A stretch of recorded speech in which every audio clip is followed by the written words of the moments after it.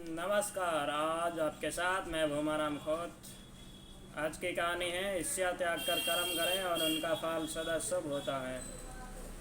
तो आज की कहानी शुरू करते हैं। आइए शुरू करते हैं आज की कहानी।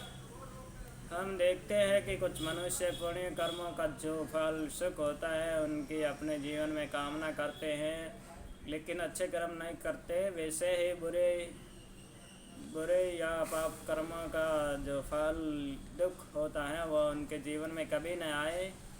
यह अच्छा करते रहते हैं लेकिन प्रयत्न करके बुरे या पाप कर्म करते रहते हैं। बुरे कर्म करते हुए वह ऐसा विचार करते हैं कि हमें कोई भी दूसरा व्यक्ति न तो देख रहा है और न किसी को इस विषय में जानकारी हो ही पाएगी। यह तो पूरी तरह से गुप्त ही रहेगा। उन अज्ञानी मनुष्यों को ये ज्ञान ही नहीं होता है कि उनके शरीर में स्थित परमात्मा का एक हिस्सा जो हम आत्मा के नाम से जानते हैं वह तो संपूर्ण इंद्रियों के विषय को जानने वाली, उससे तो कुछ भी छिपा नहीं रह सकता। वह तो उनके मन में आए हुए सभी विचारों या संकल्पों और उनकी वाणी और शरीर में होने वाले सभी कर्मों को साक्षी रूप से देख भी रही है।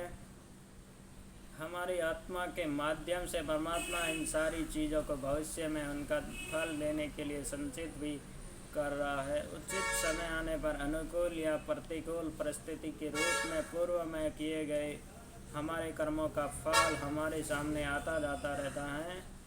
गीता में भगवान कहते हैं कि हे अर्जुन, ईश्वर संपूर्ण प्राणियों के हृदय में रहता है।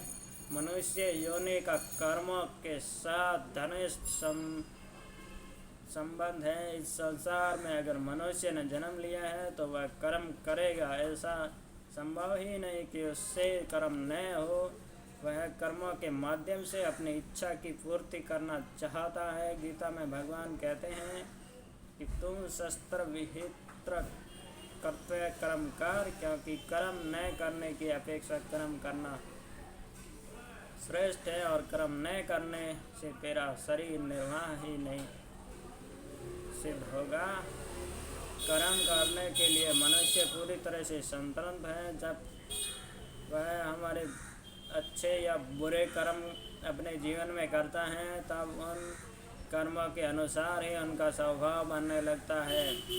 उसी तरह के मनुष्य का संग उसे अपने जीवन से मिलता रहता है। अंत में वह अपने स्वभाव के अनुसार ही कर्म करता रहता है। जिस व्यक्ति का जैसा स्वभाव होता है वह ऐसा ही व्यवहार करता है।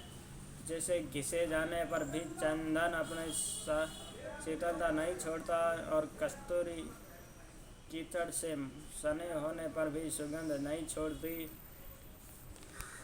अज्ञानवश मनुष्य वह भूल जाता है कि कर्मों की गति बहुत ही सूक्ष्म है। अच्छे या बुरे कर्म को भली भांति विचार करने पर ही करना चाहिए। कार्य छोटा हो या बड़ा, बुद्धिमान मनुष्य को उन्हें बुद्धि से, युक्तिपूर्वक और विनम्रता से पूरा करना चाहिए, न कि अभिमान और ईर्ष्यापूर्वक। पांडवों से ईर्ष्या रखते हुए कर्म करने पर अभिमानी दुर्योधन ने अपने संपूर्ण कुल को नष्ट कर दिया।